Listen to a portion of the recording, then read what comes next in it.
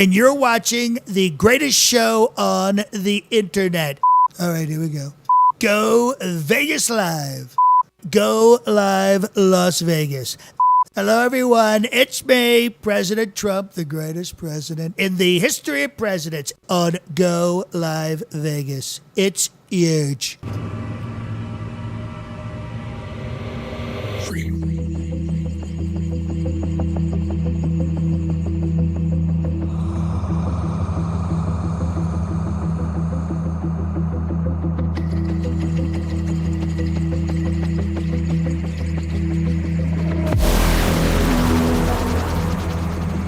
Broadcast the rhythm.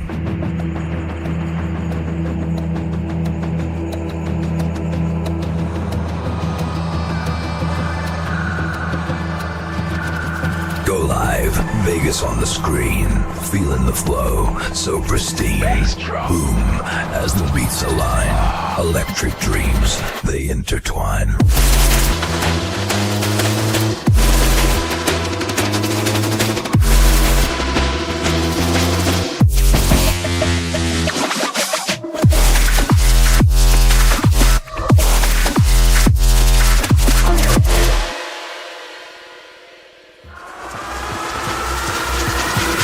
Neon dreams in the digital stream. Lights flash to the sound, surreal extreme. Feel it. In the heart of Vegas, we're living the scene. Go live, we're all on the beam. Watch it, feel it.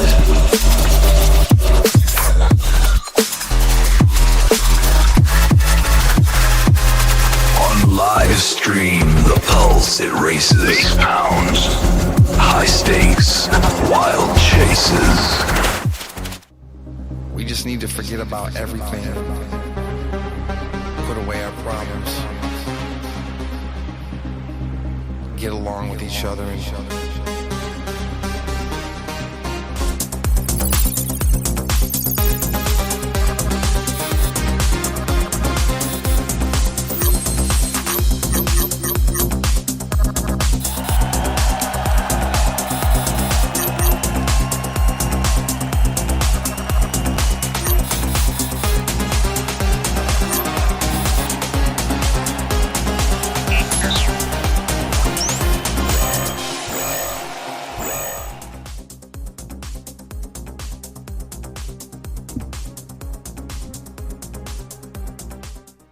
All right, everybody, welcome on in. Student of the Game off and running on a Monday as we are live, as we always are, on our Go Live Vegas family of networks for any of our social media video platforms and, of course, the Go Live Vegas radio app. We thank you all for tuning in, where you can catch the very best of usually, the 1980s and everything in the pop rock scene of that decade. But now it's a little more festive as we got some Christmas music rolling for you.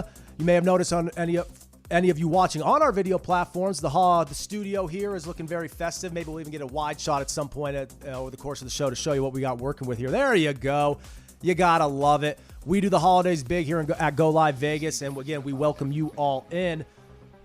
So, Monday here in the Go Live Vegas studio and just on the airwaves of the network is always fun because, of course, we kick things off every Monday morning with the Game Day Huddle. Myself, Steve Johnson, Jimmy Garino. And we had some really productive conversations and some very insightful knowledge from our guest, Brian Ludden, earlier today. So a lot of fun there. I cannot recommend you to check that out enough. If you are into the card scene, the trading card business, if you're a collector, if you're interested, lots of interesting details there as far as the markets being dictated by technology in today's day and age and how different things that Brian, the CEO of Ludex, is pitching and really promoting right now with their up-and-coming app. So again, I can't stress that enough. A lot of people who watch this show are into those card markets. So that is definitely what you would call a tease in our industry, or I guess you could say a promo in our industry. But again, you're going to want to check that out. But very excited to do Student of the Game here today. Last week, we had the longtime friend of the show, Kel Dansby, join us, break down the Usyk Fury fight as he gave his thorough preview of that. No Kel today, but that's okay because I have plenty of thoughts on the matter. We're going to end the show like we tend to do sometimes with the fight game. Obviously, a huge fight there in the ring over in Raieta this past Saturday. But of course, also going down this past Saturday and beginning on Friday was, well, let's just say a disappointing first round of the college football playoff. And now look, even on this very show, and really on both shows I've mentioned, the Game Day Huddle and this one right here, Student of the Game, but you have seen me or heard me on Go Live Vegas now for a while talk about how the college football playoff, and this is multiple seasons, how the committee can never please anybody, nor can the teams involved. No matter what, dissension, pushback, and a whole lot of polarization, that's going to be inevitable, especially when it's the first year of the 12-team format. Now, looking at the games themselves, the first round games, if we had one big takeaway from the weekend, from the whole slate, is that they really nailed it with getting these host sites, right? These larger seed host sites on the campus locations in these historically significant stadiums, right? Seeing a college football atmosphere, a playoff game in the Horseshoe in Columbus was awesome. Seeing it at DKR with the Longhorns and Clemson was awesome. At Happy Valley with Penn State, that was awesome. It just across the board, it was great. South Bend to kick it all off on Friday. You can't say enough about how cool of a aesthetic, and even though this word is overused, how just neat and how interesting of a quote-unquote vibe it was. But once that wears off and you look at the actual games themselves, then you have to immediately address what happened on the field. And we could sit here till we're blue in the face. I could fill the whole hour of this very show here today talking about just that. And there'd be plenty to get to because, well, like anything else, there's plenty of X's and O's to analyze. There's plenty to recap. There's plenty to talk about on the winning team and the losing team. But that's not the main takeaway here, because last week, as I previewed these matchups with the fellas here on the earlier show and with Kel on this very show, I don't think there was any question that all the favorite teams, the host teams, right? Texas, Penn State, so on and so forth, Notre Dame, all of those teams had a large, other than maybe Ohio State, Tennessee, which is one I was really looking for. Tennessee I had as a live dog in that one. But every single game, as long as you follow this stuff, it's no surprise how it happened, right? SMU, sure, maybe you expected their offense and Kevin Jennings to do a little bit more. Clemson actually gave Texas probably the closest game of anyone over the weekend. And the one that you thought would be close in Tennessee and Ohio State, well, that was an ultimately a statement game for the Buckeyes in which Ryan Day's job was on the line, and in which maybe in the process, despite Josh Heupel's volunteer team being very good, we realized that we jumped off the Ohio State bandwagon a little too quickly after that loss to Michigan. Now, understandably so, but this is also a team that, had they beaten Michigan, would have been going into conference championship weekend the number 2 team, playing Oregon on a neutral site. Had they beaten Michigan and then got into that game, who knows where Ohio State would be right now. And even if they lost again to Oregon in the Big Ten championship, they'd probably be where Penn State is. So I think it was kind of a sharp snap back to reality in terms of reminding us that Ohio State is still pretty damn good. Now, but when you look at what happened across the board, right? Indiana. We knew going in it was going to be very hard for the Hoosiers, despite the great play from Rourke and that offense all year long. We knew it was going to be hard for them to keep pace with the athleticism and the physicality of Notre Dame. We've talked about it all year long, how good Notre Dame is, even with the loss to NIU. So sitting here, we can't just automatically blame the committee for either putting these teams in or making the playoffs a 12-team ordeal to begin with, when a week ago we seemed fine with it, and many of us involved in the college football community, right? Even the ones on the outside looking in, the fans, the media, a lot of people thought these would go the way they did. Maybe not so one-sided, right? Indiana seemed a little conservative. They got punched in the mouth. They didn't have anything for Notre Dame. But Clemson, on the other hand, they brought it. And Clemson was Texas was laying 12.5 to 13 points in that game. The Clemson Tigers were right there with Texas most of the way, despite what the final score will tell you. But then when you see SMU, a team who lost the ACC title game to Clemson, be able to get in on the back door, that was so much of the conversation we had on this very show 2 weeks ago. Did the committee make the right move? I stand by the fact that they did. them being slated against Penn State, a better team who's more athletically talented across the board, who has more guys who will be playing on Sunday in the future, it's not a surprise that went down the way it did. And it doesn't mean that now retroactively SMU never should have been in to begin with. That's where we are now. That's how the conversation is kind of curtailed to where so much of what happens in this first round is going to be hyperbolic in terms of what you're seeing from the reaction. Now, had the games been closer and the favorites, right, the home team still won, maybe that's not the case. But finding a solution to what we have here in the college football playoff isn't immediately saying, oh, well, none of those teams should have been in, when a week ago we were saying that the bubble teams that did not get in justifiably did not get in. You cannot move the goalposts like that, right? An ass whooping on the field does not change the narrative that we had before those games even took place. So despite all year long realizing that Penn State is immensely talented and that Ohio State at one point was looking like the best team in the country this year, and it was the Michigan loss that really got everyone upended, understandably so. But then you also have Clemson, who overachieved this year against a Texas team who on paper is as well-rounded as anybody, but doesn't execute offensively particularly well, at least going into the last weekend's game or this past weekend's game. And then, of course, Indiana, Notre Dame, who most people seem to be, at least, you know, the people who really cover this stuff closely, most people seem to be on the side of the Irish. So now all of a sudden we get all befuddled and we get all upended in the fact that these teams lost games. Ideally, they were supposed to lose anyway. And here's the lesson in all of that. That's what happens when you expand a playoff in any sport. We are not used to seeing this because for so long now we have had 4 teams, and before that we had just 2 decided by a computer. There wasn't always the same kind of gap in talent, in personnel that you are going to see now. And even back then, at times, we still saw it. Georgia TCU a couple of years ago, right? Alabama Notre Dame about 10, 11 years ago, or like 12 years ago at this point. We have seen some games that have really gone south for the number 2 team in the nation, or, you know, the number 3 seed playing the number 1 seed. All depends how the seeding is. And that obviously we've talked about that, how the reseeding is also an issue here. That's a whole nother can of worms. But when you look at how the playoff has been formatted for so long, it hasn't really done everything it is power to shorten that gap down. And even then, sometimes you see it. So now with 12 teams, we really didn't think we were going to get one blowout. Just because SMU deserved to be in the playoff does not make them an equal team on paper to the Penn State Nittany Lions. So now, and so much of the conversation in the media, various analysts and talk shows like this have been discussing, understandably so, and they should.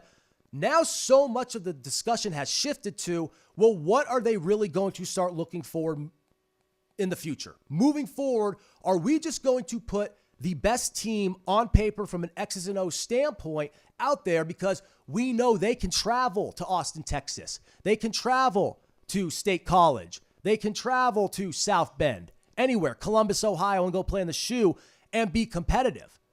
And even that team that went to the shoe and was not competitive in the game that wound up being the least competitive of them all, and I'll admit right now, I was an idiot, right? Hindsight's 2020, but naturally so. I thought Tennessee, getting 7.5, 8 points? I thought that was the bet of the weekend in any sport. But look what happened. But now what? Are we really going to sit there and say a week ago when we firmly believed Tennessee was an at-large team with 2 losses and no conference championship, we were fine with them getting in? And they got beaten by a much better team. All credit to Josh Heupel and what they were able to do this year. He has the program on the right track. Clearly, they're not there with Ohio State. So what is the bottom line?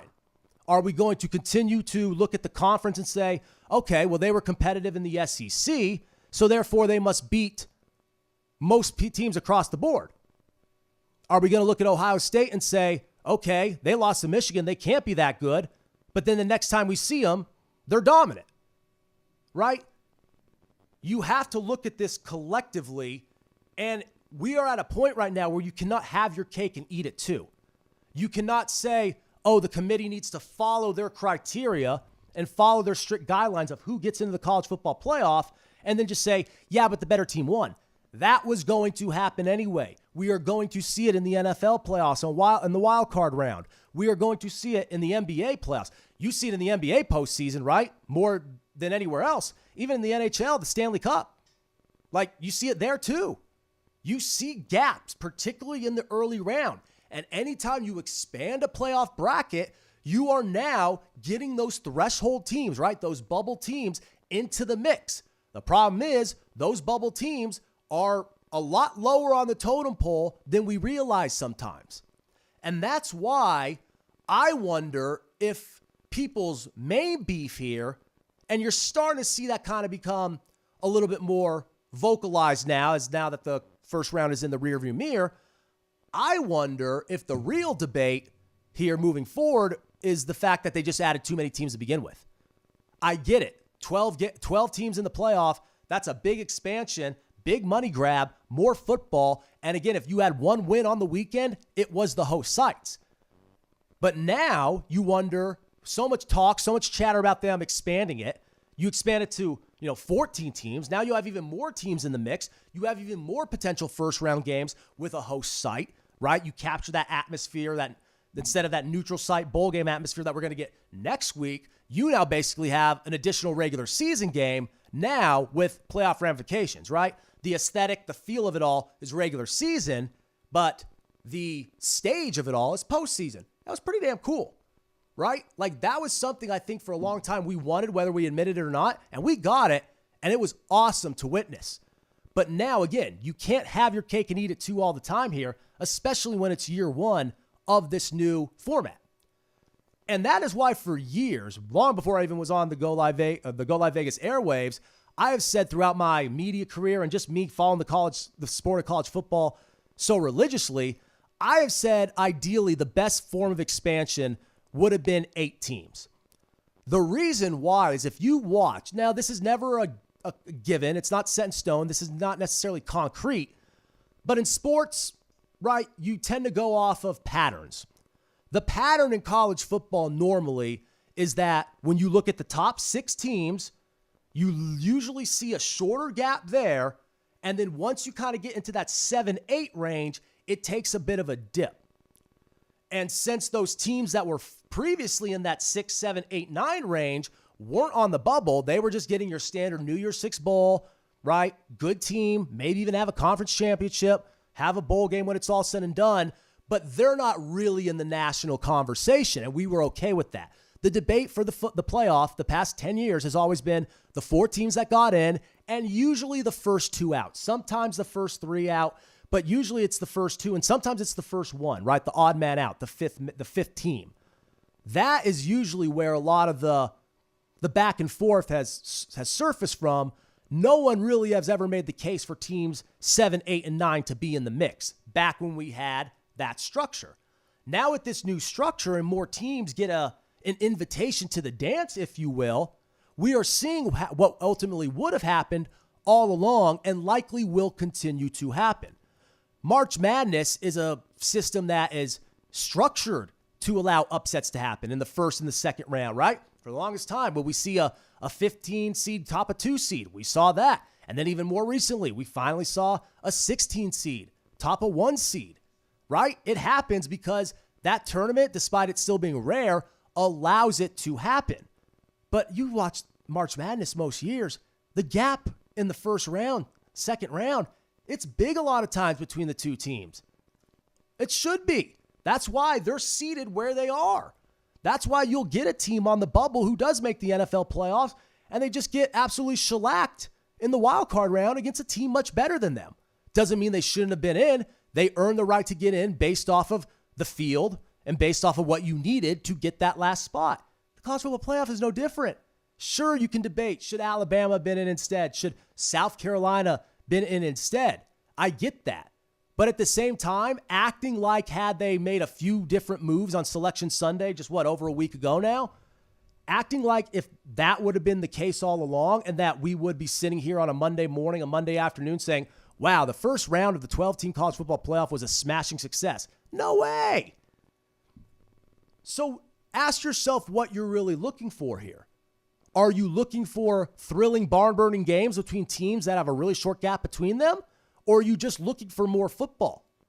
Because we got more football, and there's a good chance we're going to continue to get more football if they expand this. But look at any other. I had a former college teammate of mine post something on Facebook, what I thought was really interesting. He posted a screenshot of the Division II and the FCS tournament, right? The actual tournaments in college football that are sanctioned by the NCAA. Forget about the college football playoff. And he showed a couple of screenshots of some of these final scores. And he had the caption of his post was like, I just want to remind you all what the playoffs look like at other levels of college football where you have a big tournament, a lot of teams in the pool. You get that in other sports. We just aren't accustomed to seeing it at the FBS level. Now that we are seeing it, we don't know what to do with it. And yes, as Aaron throws up the graphic there, and for all of you listening on the radio app, you've probably seen it for yourself at this time. Of course, Ohio State advancing to the Rose Bowl to take on the Oregon Ducks. The Texas Longhorns advancing to the Peach Bowl to take on the Arizona State Sun Devils. Again, the Ducks are the first seed. The Sun Devils are the fourth seed. Georgia sits comfortably as the second seed, waiting to take on Notre Dame after their victory in South Bend. And Penn State advances on to take on the Mountain West champions, Boise State. They're the 3 seed. And what's a very interesting game, they will be playing in the Fiesta Bowl, Georgia, Notre Dame in the Sugar Bowl. So now you move on to your New Year's 6 games. Now you have neutral sites. Now we're getting back to what we've normally watched the past few years, 10 years, and even beyond if you count the BCS era. Now we're going to have more of that normal type of college football environment between teams, especially now with the favorites winning, between teams that may not have as much of a gap between them. But we don't know. Arizona State, Cam Scatterbo had a hell of a year. They had a great win over Iowa State in the Big 12 championship game. But now they're playing Texas. Texas is significantly better on paper. And I don't know if Arizona State, despite being seated higher, can give them the type of game that the Clemson Tigers gave them. Boise State, Ashton Jeanty, incredible year. As productive as any player in the country. We debated it last week and whether or not he should have won the Heisman. I would be the first to say I'm happy Boise is the third seed as a conference champion and getting this opportunity. But now, neutral site, right? Fiesta Bowl and Penn State coming off what they're coming off of. Like, are we even sure that Boise is the gap between Boise and SMU is that big? We're going to find out.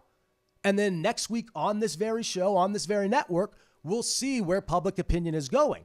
And normally, I have my own opinions. I don't really care what public opinion is trying to dictate. But this is a sport, and this is a postseason where no one ever seems to be happy. When it was a computer, we hated the fact it was a computer. Now that it's a room full of human beings, we hate that it's a room full of human beings. But eventually, you kind of have to pick your poison here. And again, we still got some gifts through it all. I personally like this better because I like watching more football games during the bowl season. I think it's cooler to have multiple college football playoff games in multiple rounds as opposed to basically just a Final Four. Even if you know early in those rounds, the teams that, simply put, aren't built as strong are probably going to falter. I'm cool with that. I thought that may be the case if they were to expand to 6 to 8. But still, we would have had an expansion, which is good. Now, maybe that would have been better to do a smaller expansion, right? Take baby steps, crawl before you walk. I get it. But where's the money in that? This is college football. More ball equals more money. More games equals more TV time slots, more revenue for everyone involved collectively. A bigger return on investment for everybody, for the playoff itself, for the schools, for the venues, everything. Whether it be at the home sites or the neutral bowl game sites themselves. It's no brainer why they want to go to 12 and now even maybe go to 14. We may wind up seeing a Sweet 16 at some point in the world of college football. Some people will love that. Other people will just complain more than they are today because now that's encouraging more potential blowouts. And this is a year, interestingly enough, where we have not had a clear-cut dominant team. At one point, maybe Ohio State was looking like the best team in the country. On papers, in terms of what they had to do, Oregon, without question, is. In terms of talent, maybe it's Texas. In terms of physicality, maybe it's Georgia. It'll be interesting to see how Notre Dame, a team that is maybe never as good as we think they are on a good year, but also never as bad as we tend to think they are when they're down a bit. Notre Dame's always kind of hard to really gauge and really hard to handicap in general. But now what happens if Notre Dame gives Georgia a game? What happens if Boise State gives Penn State a game? We have to just see where this all lands when it's all said and done. And I'm not trying to sit here and say I don't have a strong take on it. I absolutely do have a strong take on it. Expansion was the way to go. I am just sitting here telling you, don't sit there and cry that because of that expansion happening, we are now going to get lopsided outcomes. We got lopsided outcomes before with 4 teams. There's no way that wasn't going to continue. But be grateful for more football.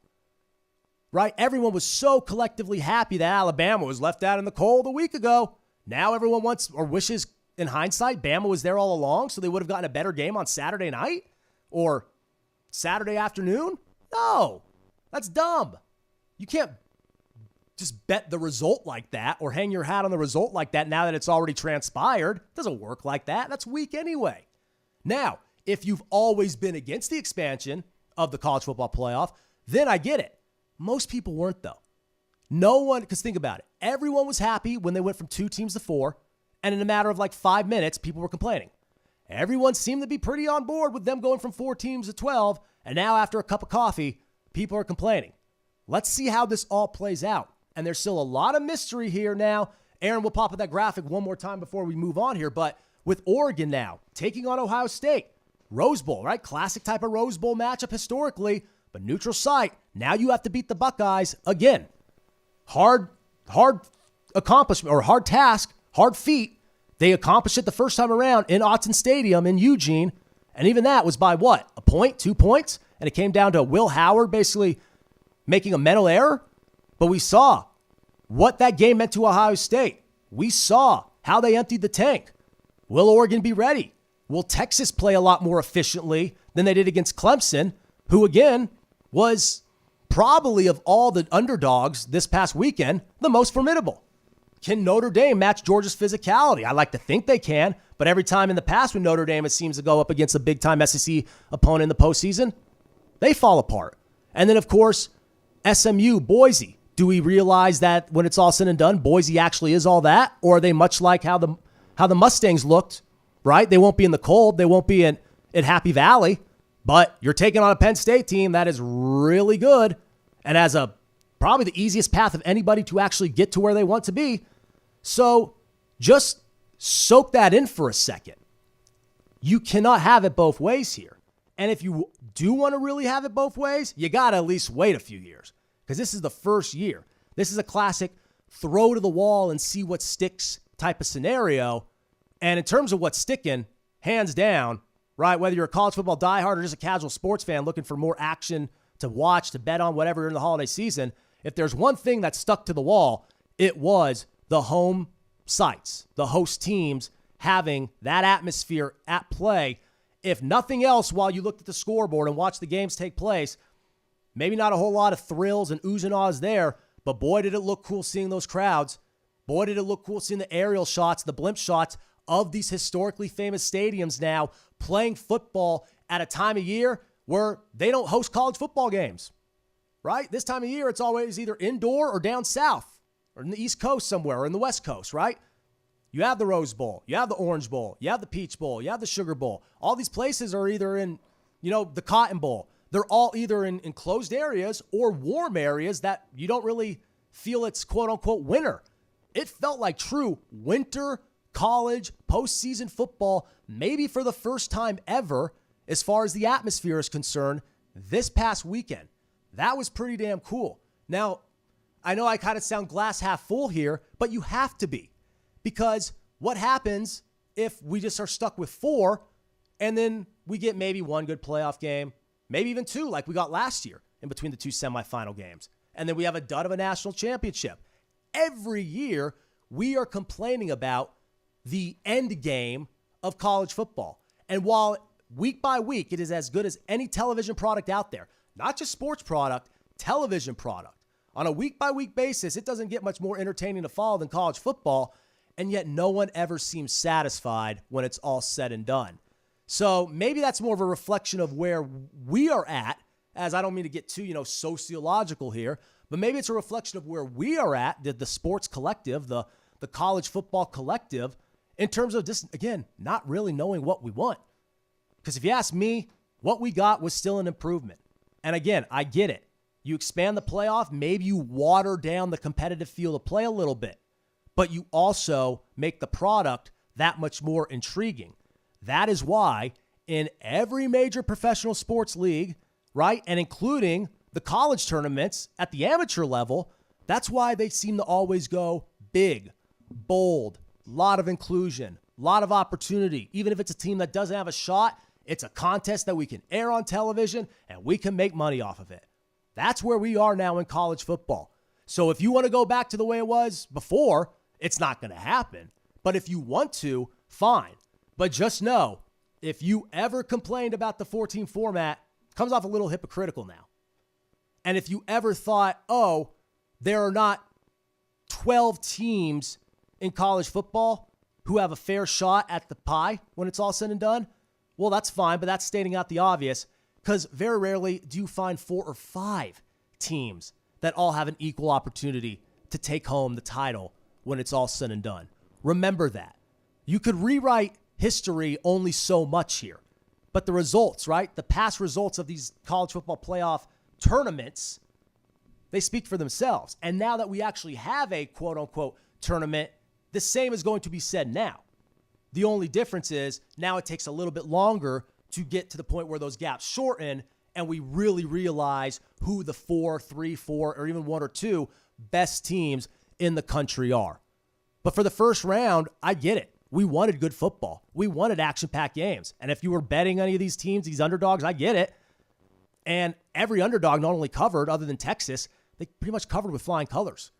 So I don't know where else we could go from there, other than hope next year's first round is a little bit better. But at the same time, it's a new slate next year. Next year, we may even have a much tougher debate on who even gets in the field to begin with. So you can sit here and say the committee did the right thing by putting in the 12 teams they put in, but you could also, if you have a decent understanding of how postseason sports works, perfectly understand and perfectly just accept that because of that, blowouts are inevitable. Maybe not 4 on the same weekend. That's fair. But to act like every game should have been competitive is asinine. It is completely asinine. So I had to open with college football today. Obviously, it's a huge NFL, Week 16 recap Monday. Obviously, it all culminates tonight with the Packers-Saints Monday Night Football game, and plenty to talk about in terms of that playoff picture starting to solidify. Everything there now starting to take place and start to take shape. And even there, you have a lot of uncertainty, especially looking at the NFC. We are now at a point in the NFL season, too, where feel-good storylines have either fallen apart or have now materialized into something that's more than a feel-good storyline.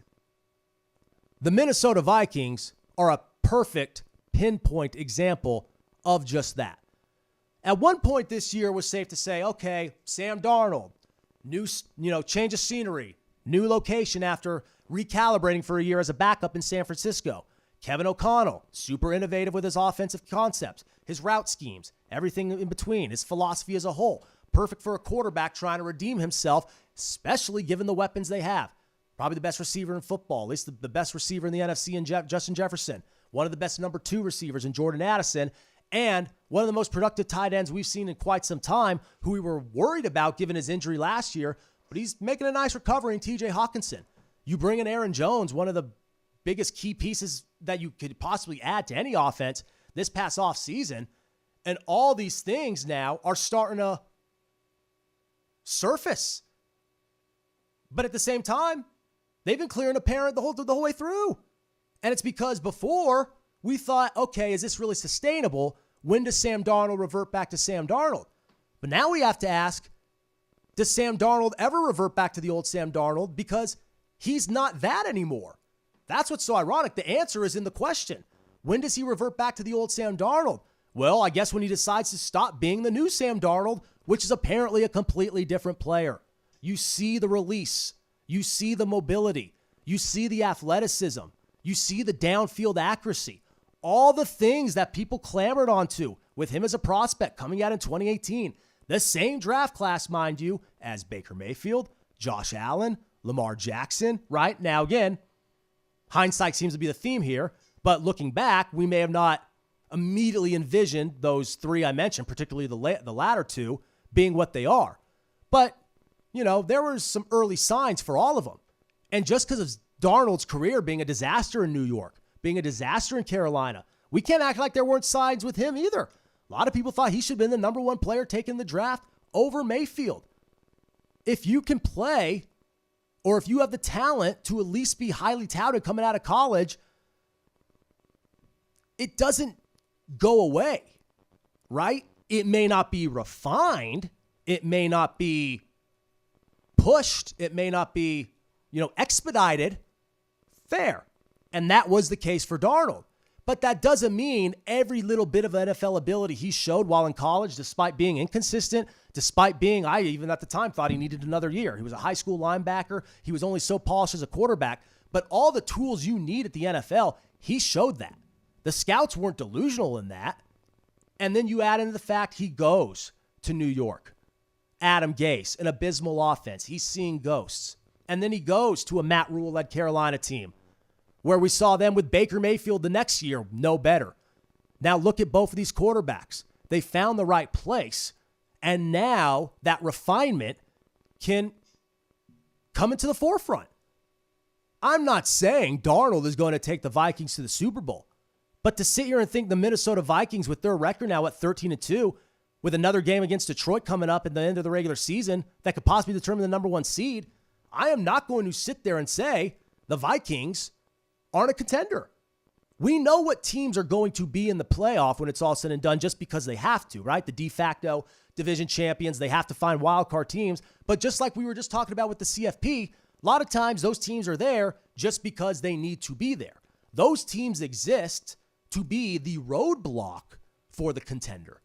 Early on in the year, it looked like Minnesota can be a very formidable roadblock for a Detroit, roadblock for Philadelphia. Now who's to say all the other teams in the NFC aren't going to try to be the roadblock for Minnesota? Who's to say Minnesota isn't the team to beat? They sure look pretty damn balanced offensively. And that defense, given the personnel they have with Brian Flores leading the way, everything is pointing upward for the Vikings right now. And they just continue to win and look stellar in doing it. Now, Detroit, bounce back big. Philadelphia, tough loss. Washington, incredible performance by Jaden Daniels. We can make half the show about that, right? But Philly now, 10-game losing streak. Snap, Jalen Hurts. There's some debate about how the concussion protocol was handled, but either way, he gets dinged up and he misses the rest of the game. You have Kenny Pickett in there actually playing well. Devontae Smith drops a pass. This was due for Philadelphia. Philadelphia is going to be fine in the grand scheme of things, especially if Hurts isn't as hurt as we initially thought, right? Again, it takes some time. That's a delicate issue given the fact it's a concussion or head-related injury, even if it's not a concussion, and he's cleared. But ultimately, after Detroit drops one to Buffalo a week ago, and Philadelphia comes in winning 10 straight, Philadelphia now, 3 losses. Detroit gets back on track in dominant fashion. But I'm not just going to go ahead and immediately flip back to, okay, Detroit will be the number 1 seed. Philly will be the number 2 seed. And if they wind up meeting each other, if Detroit's injuries aren't too much of a concern defensively, we'll get Eagles and Lions, right? We've been talking about on these airwaves a lot. Anybody in sports media has been for the entire 2024 season. But can we be so certain that Minnesota isn't there to cause a whole lot of ruckus? Because last night we saw Tampa go down. We saw Atlanta now enter the mix with Michael Penix Jr.'s first start. But now either one of those two teams in terms of who wins the NFC South, that's a toss-up. And now you have to wonder maybe if, given the circumstances, right, Baker playing great. But you have to wonder, is it sustainable despite Tampa coming into last night as hot as anybody? And they've beaten Detroit and Philadelphia. Atlanta, early on, looked like the clear-cut favorite to win the division. They fall apart with Kirk Cousins. And now, I can't say they're back on track, but boy, did that offense look halfway. It looked like it had life. Forget about halfway decent. It just looked like it had life in it. And if you have Bijan Robinson, you have a stud running back. But now Atlanta is at least in the conversation in the South after Tampa's tough loss to Dallas last night. Maybe Tampa is good and on their best day can beat just about anybody. But maybe Tampa's also really hard to bet on at this point because you're not totally sure who you're going to get. Atlanta, we're definitely not going to be sure who we're going to get at least for a couple more weeks. Penix could come back down to earth and crash hard in his second start. We've seen that happen before. But now is the time to really look towards the top of the heap, right? That's why in the AFC, it's still the conversation surrounds Buffalo and Kansas City. Kansas City may not be that good. Maybe they are that good. They keep escaping. They keep winning. Mahomes is beat up. He's hobbled, yet he keeps gutting it out. Toughness that often goes over, that is often overlooked in totality when talking about Mahomes. We do not put enough on his moxie, on his grit, on just how tough he is mentally and emotionally, let alone physically. But yet Buffalo, they struggle a little bit with New England, but they get it done when it's all at the end of the day. No one here on this Monday afternoon is thinking differently about the AFC. But I think it may be time to start thinking a little bit differently about the NFC. Again, not saying Detroit and Philly are now out of the picture. They're doing everything they need to, and Philadelphia with the loss is just fine. But now is the time to question if the Vikings are in that bunch too. And we'll find out if they are. But before we even get to the playoffs, to get to that point, that ultimate litmus test, if you will, they're going to, again, have to play Detroit again. We may find the seeding much more interesting at the conclusion of Week 18 than we ever envisioned, even though the Minnesota Vikings have been there all along. So I'm not even saying it's time to give them their flowers or it's time to give them the credit they deserve. That's been the case. Again, once they established themselves as one of the feel-good stories of the year with Kevin O'Connell, with Darnold, and everything in between, they were in that discussion. Now it's time to take the next step and put them in the Super Bowl contender discussion. They're looking like that right now. And the biggest problem with the dynamic between Detroit and Philadelphia is when they're both healthy, we don't know who truly the best team is because they haven't played each other this year, and the only way they will play each other is in the postseason. Minnesota and Detroit have played against each other, and they're going to play against each other again. And Detroit is undefeated against the NFC North this year. But what happens to the Vikings if they both play all their starters and they go for broke in that game in a couple of weeks? We'll know, maybe not know entirely, but we'll have a good indication of who's who at the top of the NFC going in to the NFC playoffs the very next week. So it's fascinating to watch here because, again, we see positioning now. You see Washington enter the fold. You see Atlanta back in the NFC South conversation now with one start with Penix and one loss with Tampa, right? And Green Bay continues to win, continues to look really sharp and balanced while doing it. Great play calling by LaFleur. Josh Jacobs has been tremendous on the ground. I expect that to continue tonight on Monday Night Football. But for a while, we were thinking the NFC was a two-team race. And then you have all of that, and I haven't even mentioned Sean McVay, Matt Stafford, and the Rams with what they're doing. Seahawks, right? We thought they're in the mix. Now it's looking like we thought they were going to run away with the NFC West crown. And the Seahawks are a formidable team for a lot of people. So beating the Seahawks is a pretty good notch on the belt. And the Seahawks aren't even the best team in that division. So the NFC is a little deeper than we thought. And compared to the AFC, we have considered the NFC deeper for years now anyway, especially with it being so much of a three-team race between KC, Buffalo, Baltimore. A few years before, KC, Buffalo, Cincinnati, right? And Baltimore wins big against Pittsburgh. Maybe they'll be there.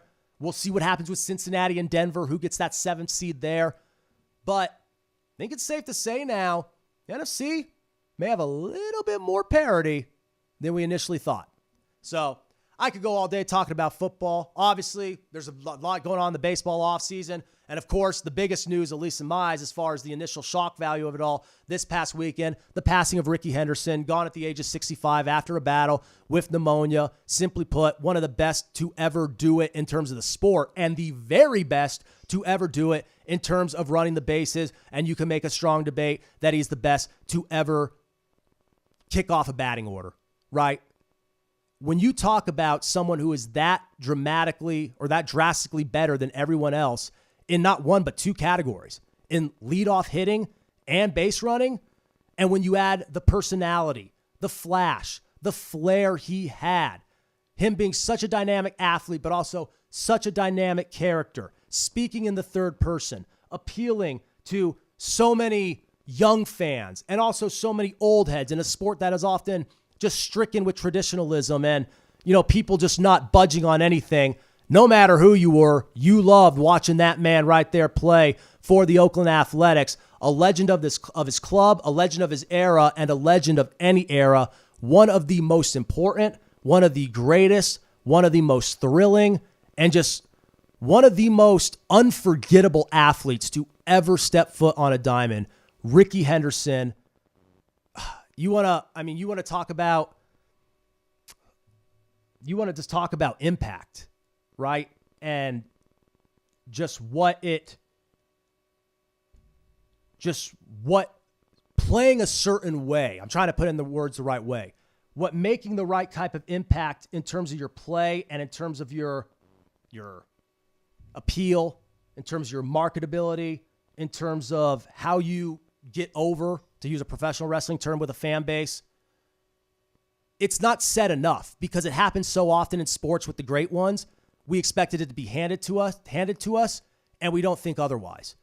Rickey Henderson was an absolute gift to the sport of baseball, and most realized it in real time. But it's with unfortunate passings like this where we reflect and we look back and realize that, wow, he really was all that and then some. Rest in peace to the man of steel, Rickey Henderson, one of the greatest in the history of Major League Baseball, and again, the greatest to ever run the bases. May he rest in peace, gone at the age of 65 after a battle with pneumonia. And again, the tributes will continue, the reflections will continue, and rightfully so, because this isn't just an all-time great player. This is a player who you immediately think of when you mention certain aspects of the game. When you become synonymous with a certain part of the game, you are transcendent in an entirely different way that stats could ever suggest, that numbers could ever dictate. Even in a game like baseball, where stats and numbers are everything. His stats and numbers were incredible in terms of the records, breaking Lou Brock's record, getting the steal, accomplishing that feat in the steals throughout the 90s, the Silver Slugger Awards, and all that. You could go on and on about that. But then you just go off the simple stuff. Hearing his name and knowing what he did. Looking back in old archival footage, whether you're YouTubing it, whether it be on MLB Network, you realize that sometimes, even when we know someone is special, we don't emphasize it enough. And it's just a reminder of when you have a true game changer like that, to always appreciate it. And he's been out of the game for a while. But with what he did as a coach and with what he did as a personality, just in terms of his legacy, and when you reminisce and think back on the game, very few players have that, even ones that are considered legends in Cooperstown, even ones who are record holders, right? He didn't just break records and set new types of pace and trends in terms of stolen bases and all that, in terms of connecting with the bat at the plate. That we all know about. It's the way he did it. And sometimes the fashion and the style and way in the way you do things, in which you do things, is just as memorable as the production itself. That was Rickey Henderson in a nutshell. Fun stuff today. We are going to go on a quick break really quick before we wrap things up. Last week, Kel Dansby joined me on the show to preview what was a tremendous rematch. Well, we were hoping it was tremendous as far as going into the bout between Alexander Usyk and Tyson Fury. And boy, did we get what we wanted. We have a winner in that one after a 2-fight saga for the undisputed heavyweight crown between two of the best of all time. I'll give my thoughts on that as Usyk ultimately got his hand raised, and I'll give my thoughts on where they both go from here. So don't go anywhere. We're talking the fight game next as we hit the ring on Student of the Game.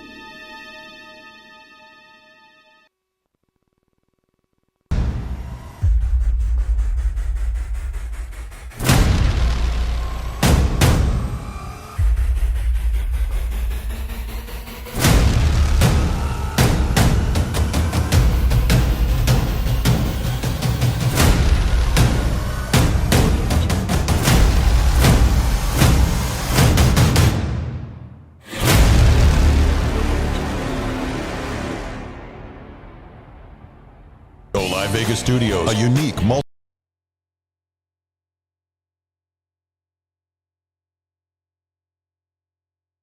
corporate, commercial, or event and campaign needs. Pre-record or live stream to your audience on multiple social media platforms simultaneously. Fun and interactive with social media comments, phone lines, live remotes, audio Foley sounds, and Snapchat filters. Be creative, get recognized, and make money. We help you by providing an all in-house production team. Visit our website at golive.vegas.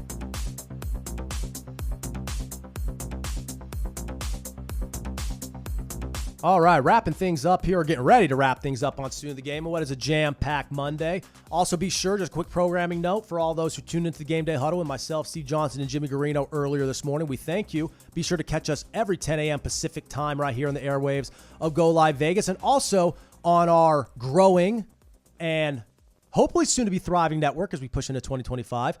We also have Who the F is Frank with Steve Johnson and Paul Votto. That will be going down tomorrow. They were recording it earlier today, but that will air tomorrow on any of our Go Live Vegas platforms. And, of course, last night we had Midlife Mischief with our own Raquel Ellikis. So plenty to be excited about moving forward. We have live remotes coming up. We have all types of, and there you see it there for any of you watching on our video platforms. You could stream live with us in studio, or we come to you, whether it be grand openings, seasonal sales, special events, boost your social media. You can build an audience to promote your business. We'll drive the traffic to you, and we will show up right on your doorstep with much of the same equipment and the technology that we use in this very studio. For any of you who have tuned in to our First Friday event, or even what we have done recently at the Portnoy Gallery and what we have coming up at the Portnoy Gallery, you know what we're talking about. So if you want to get involved, there you have it. Call now, 702-329-6947. And again, it's a time of year where things, people want to mingle, people want to network, especially in a town like Vegas. It's the holidays. People are feeling festive, and people are, feeling just better about themselves. And everyone here in the Go Live Vegas family is no exception to that. And things are good, vibes are good, and hopefully business is good as well. So be a part of it. And again, like, subscribe, follow all of our platforms. Catch our video live, catch our video archived, and again, check out the Go Live Vegas radio app as well. So you know me here on Student of the Game the past few years.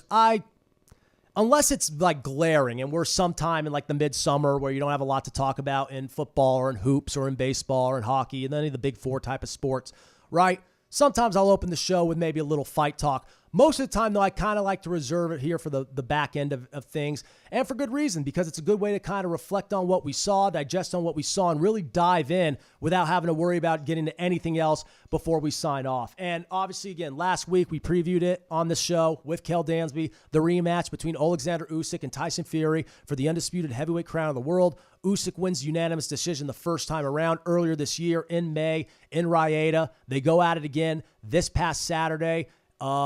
And wow, that's all I have to say is wow. And, in a business where you're supposed to put things into words, sometimes you just have to sit back and chew on it and think, wow, what we just saw was one hell of a fight and one hell of a performance. And that was the immediate kind of takeaway that you got after the first fight.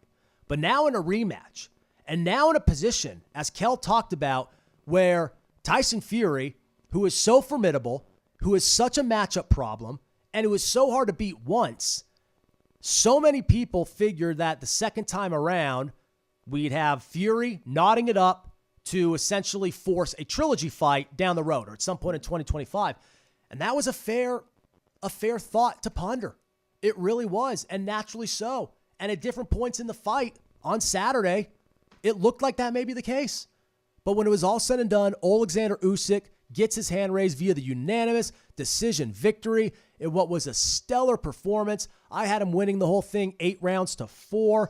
The cards may vary. You have that weird AI card that they're doing now. I mean, AI's, permeating enough as it is. I guess we're doing boxing judging now as well. So be it. But looking at the scorecards, you could debate what you finally had tallied up in terms of who won what round. But collectively speaking, I don't think there was any question, no brainer. This one was Alexander Usyk's.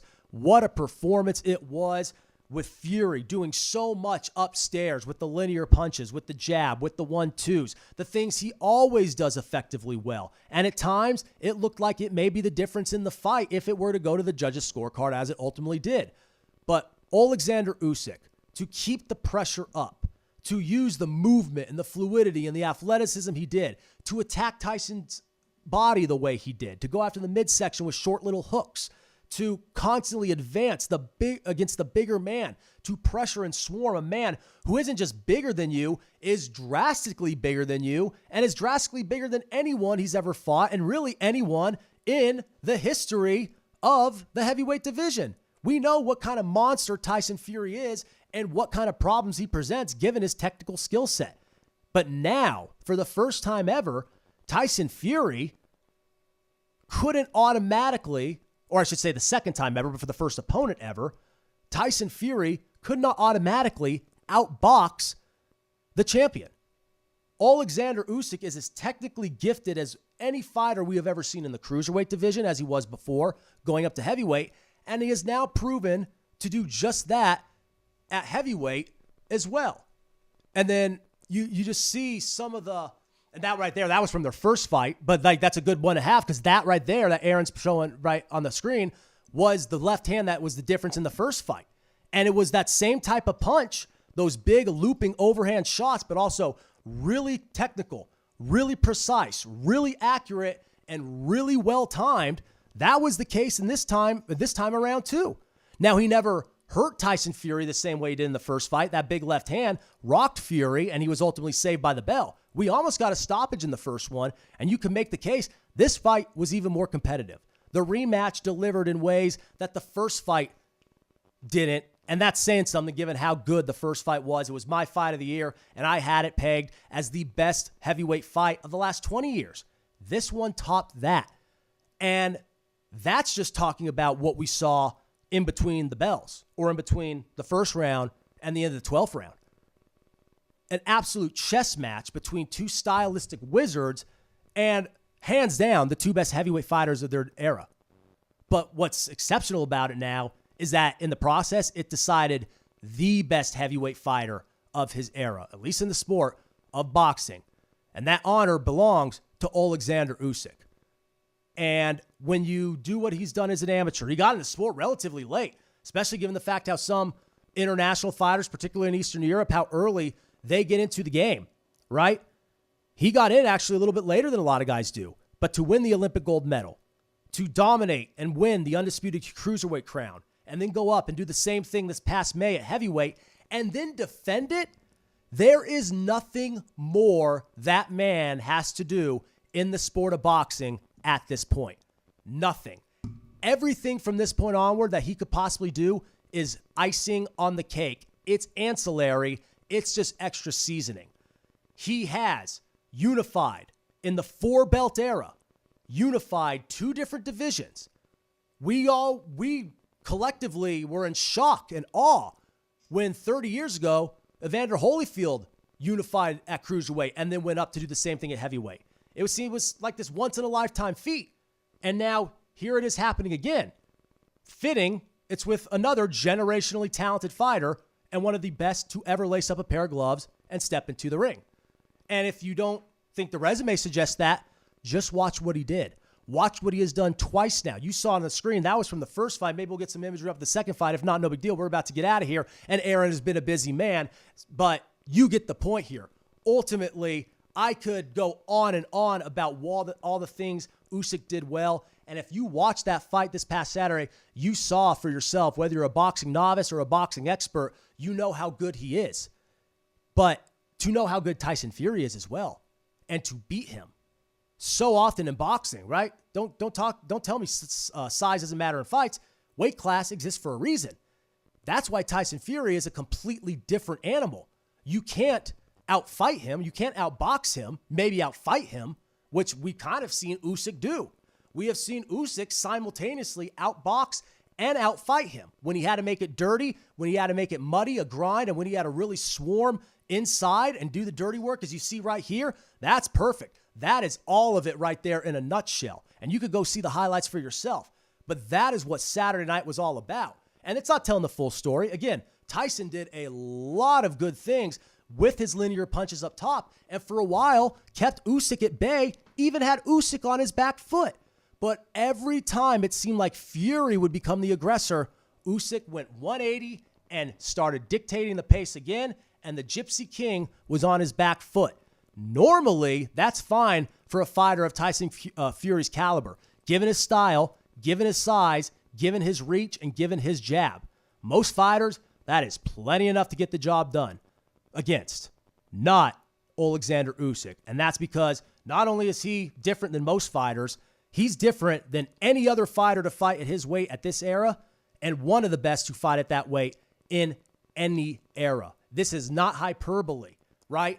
When he beat Fury the first time, it was the accomplishment of the year. It was the win of the year, the moment of the year.